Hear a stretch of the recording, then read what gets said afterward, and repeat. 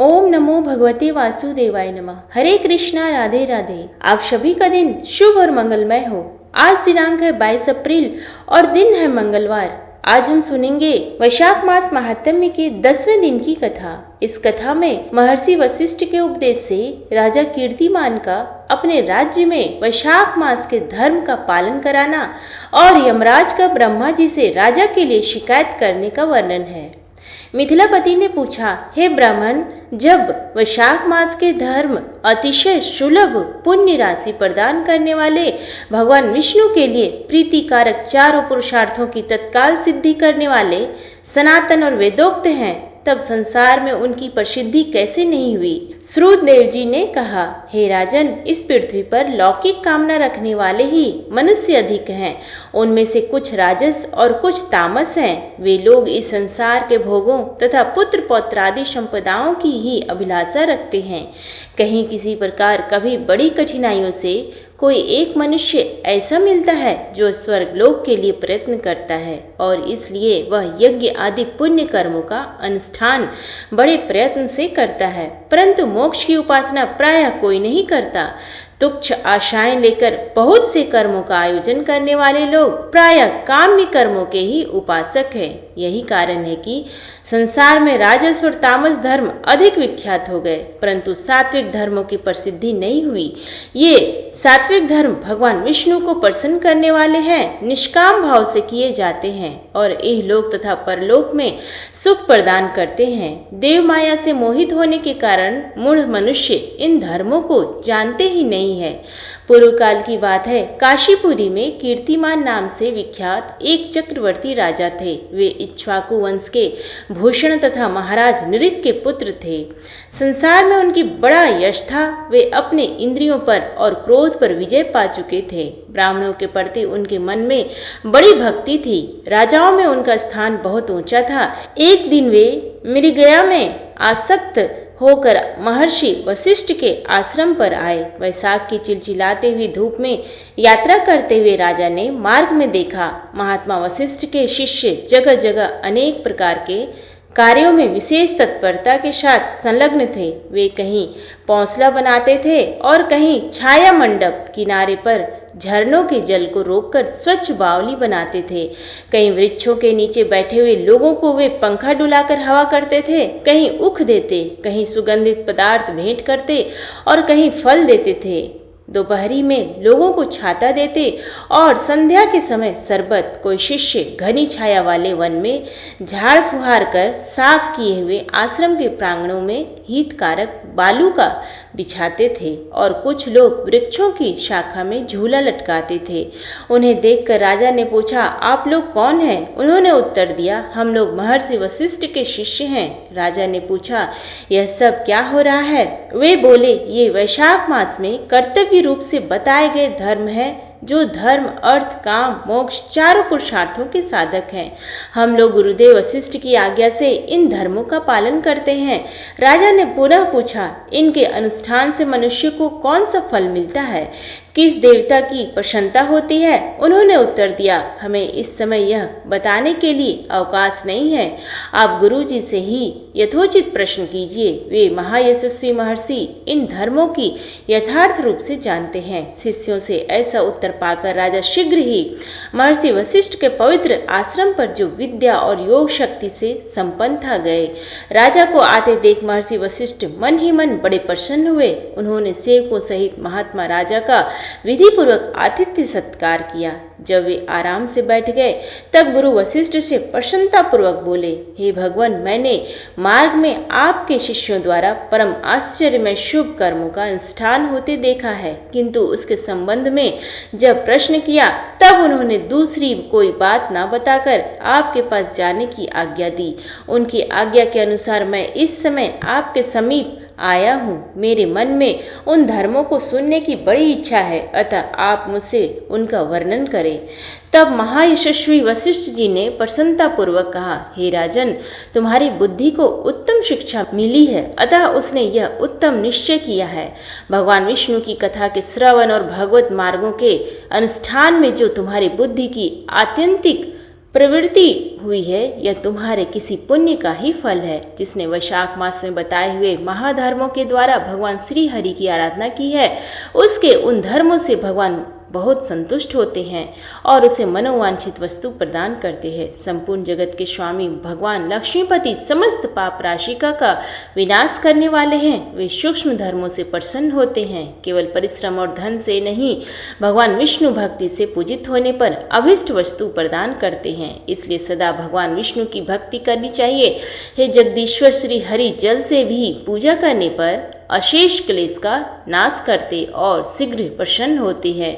वैशाख मास में बताए हुए ये धर्म थोड़े से परिश्रम द्वारा साध्य होने पर भी भगवान विष्णु के लिए प्रीतिकारक एवं शुभ होने के कारण अधिक व्यय से सिद्ध होने वाले बड़े बड़े अज्ञादी कर्मों का भी तिरस्कार करने वाले हैं।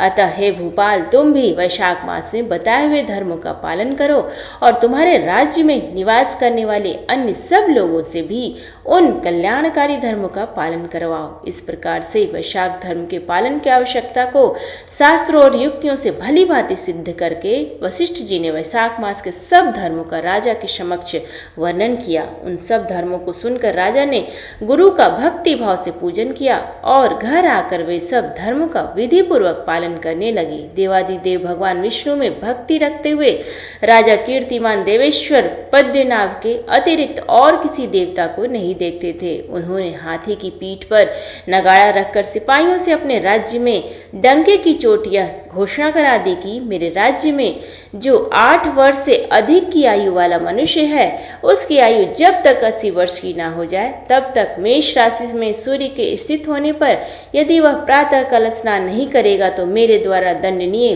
वध्य तथा राज्य से निकाल देने योग्य समझा जाएगा। यह मेरा निश्चित आदेश है। पिता, पुत्र, पत्नी अथवा सुहृद जो कोई भी वैशाख धर्म का पालन नहीं करेगा वह चोर की भांति दंड का पात्र समझा जाएगा। प्रातः काल शुभ जल में स्नान करके श्रेष्ठ ब्राह्मणों को दान करना चाहिए। तुम सब लोग अपनी शक्ति के अनुसार पौंसला और दान आदि धर्मों का आचरण करो। राजा कीर्तिमान ने प्रत्येक ग्राम में धर्म का उपदेश करने वाले एक एक ब्राह्मण को बसाया। 5-5 गांवों पर एक एक ऐसे अधिकारी की नियुक्ति की जो धर्म का त्याग करने वाले लोगों को दंड दे सके। उस अधिकारी की सेवा में 10-10 घुड़सवार रहते थे। इस प्रकार चक्रवर्ती नरेश के शासन से सर्वत्र और सब देशों में यह धर्म का पौधा प्रारंभ हुआ और आगे चलकर खूब बढ़े हुए वृक्ष के रूप में परिणत हो गया। उस राजा के राज्य में जो लोग मर जाते थे वे भगवान विष्णु के धाम में जाते थे। वहां के मनुष्यों को विष्णु लोक की प्राप्ति निश्चित थी।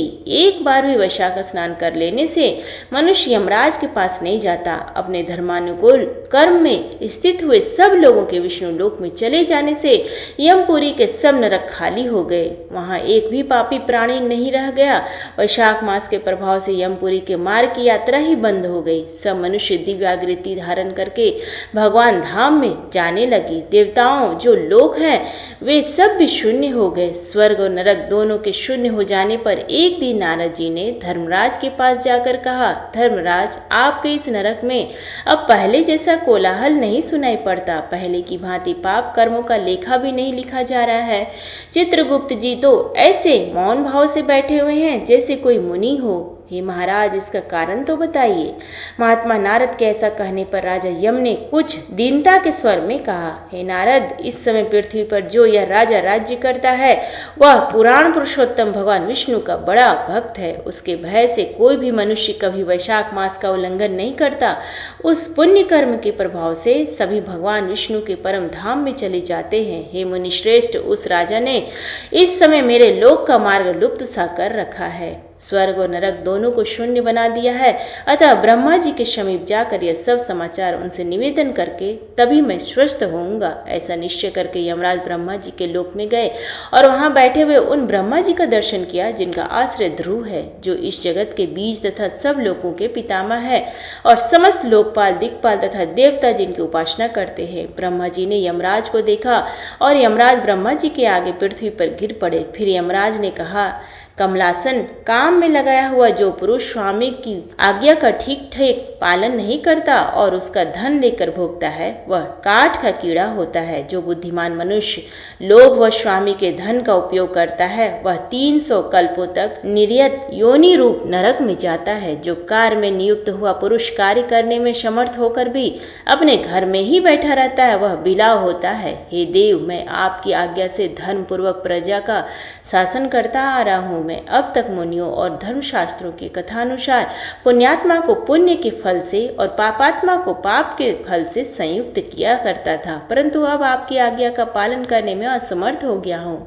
कीर्तिमान के राज्य में सब लोग वैशाख मासोक्त पुण्य कर्मों का अनुष्ठान करके पितरों और पितामह के साथ वैकुंठ धाम में चले जाते हैं। उनके मरे हुए पितर और पितामह आदि भी विष्णु लोक में चले जाते हैं। इतना ही नहीं, पत्नी के पिता ससुर आदि भी मेरे लेख को मिटाकर विष्णु लोक में चले जाते हैं। हे देव, बड़े बड़े यज्ञों द्वारा भी मनुष्य वैसी गति नहीं पाता जैसी वैशाख मास से मिल रही है। संपूर्ण तीर्थों से, दान आदि से, तपस्याओं से, व्रतों से अथवा संपूर्ण धर्मों से युक्त मनुष्य भी उस गति को नहीं पाता जो वैशाख धर्म में तत्पर हुए मनुष्य को प्राप्त हो रही है। वैशाख मास में प्रातः काल स्नान करके देव पूजन, मास महात्म्य की कथा का श्रवण तथा भगवान विष्णु को प्रिय लगने वाले तदनुकूल धर्मों का पालन करने वाला मनुष्य एकमात्र विष्णु लोक का स्वामी होता है और जगतपति भगवान विष्णु के लोक की तो मेरी समझ में कोई सीमा ही नहीं है, क्योंकि सब ओर से कोटि कोटि प्राणियों का समुदाय वहां पहुंच रहा है तो भी वह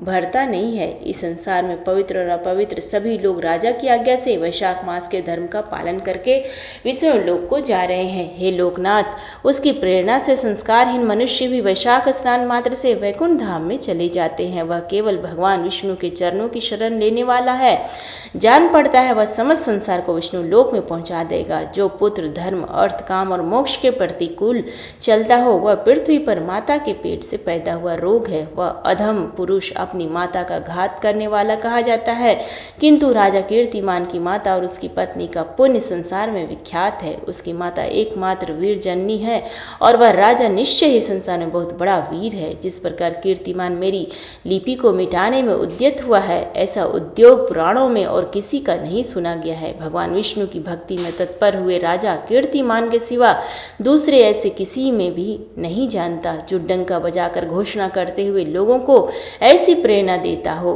और मेरे लोक के मार्ग को विलुप्त करने की चेष्टा करता हो। तो ये थी आज की कथा। आगे का वृत्तांत सुनने के लिए हमारे YouTube चैनल पर बने रहे। तब तक के लिए जय श्री कृष्ण, राधे राधे, धन्यवाद।